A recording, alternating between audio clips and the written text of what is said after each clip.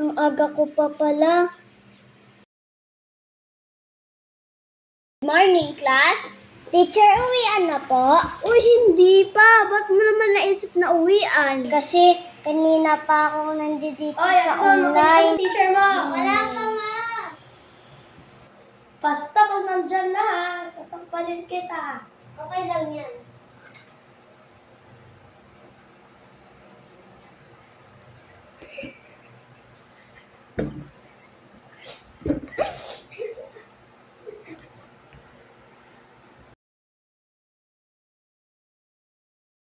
Pwede po humihi?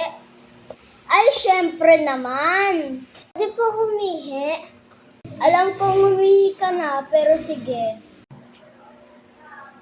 Teacher, pwede po humihi? Ay, naku, lagi ka nalang ihi ng ihi. Ba't sa bahay niyo ba, ba't dyan sa bahay niyo hindi kayo umiihi? Sa school din, ihi ka ng ihi. Sorry po, teacher. Sorry, guys. Ang dalawa kasi na busy na kasi nagugutom na daw sila. So, hinayaan ko na muna sila.